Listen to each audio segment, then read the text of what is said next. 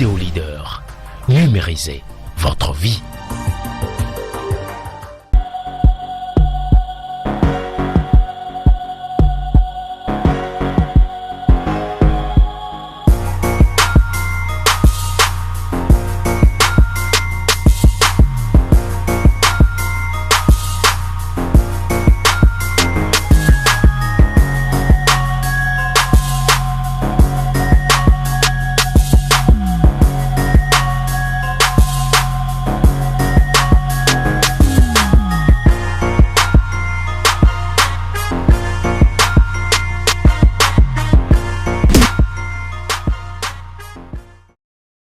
Bonjour, chers téléspectateurs.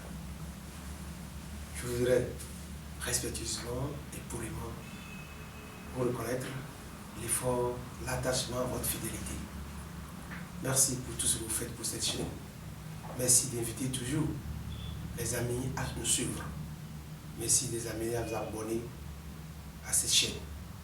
Oui, cette chaîne qui décide de transformer la vie de ces téléspectateurs. L'amour de l'encensement conduit à la perte des collaborateurs valeureux. L'amour de l'encensement conduit à la perte des collaborateurs valeureux. On va me demander qu'est-ce qu'on n'entend pas encensement.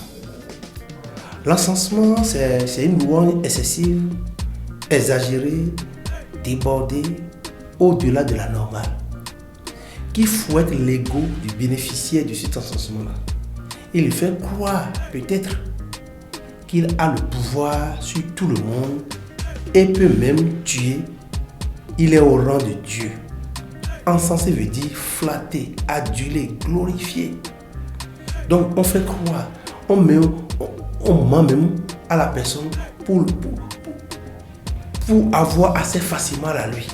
Souvent on utilise l'encensement pour des gens chez qui on a un intérêt. Et on passe par là pour les faiblir, pour avoir cet encensement, pour avoir cet intérêt qu'on veut avoir. Donc, celui qui a l'amour de l'encensement pousse les autres à lui chanter sa gloire tout le temps et s'énerve si on n'en fait pas.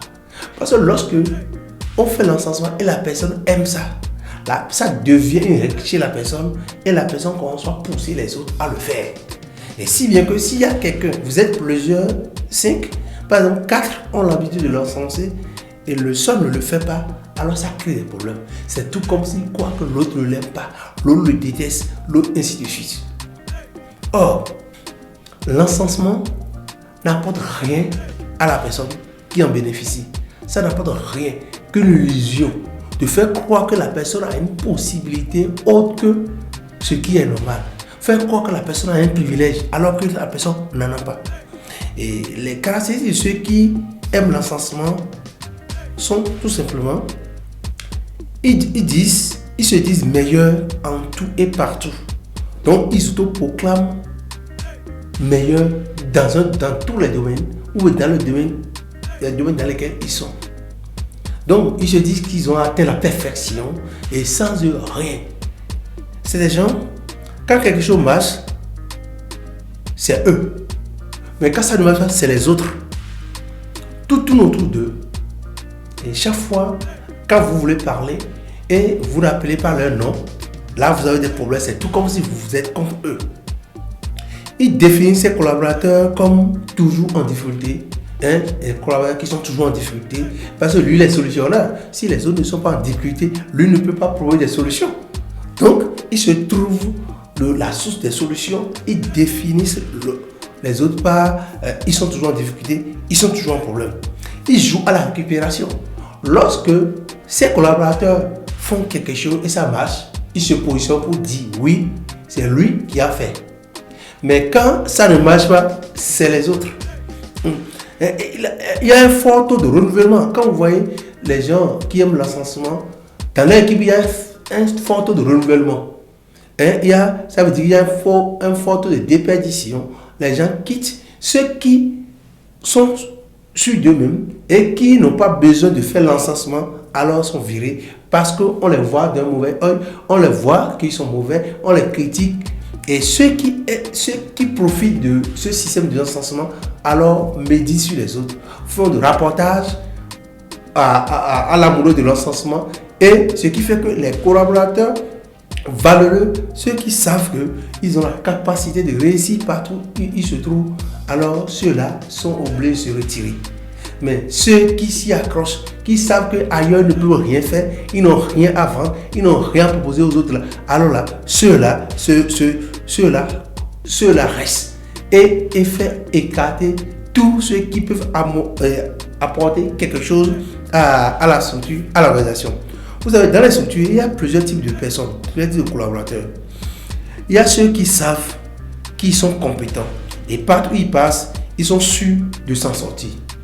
Ceux-là ne rentrent pas dans le jeu de l'encensement. Ils sont sûrs de leurs compétences. Ils savent qu'ils peuvent apporter quelque chose à l'humanité. Ceux-là ne rentrent pas dans le jeu de l'encensement. Mais il y a des gens, ceux qui doutent de leur potentiel et qui s'accrochent toujours aux autres pour pouvoir avancer.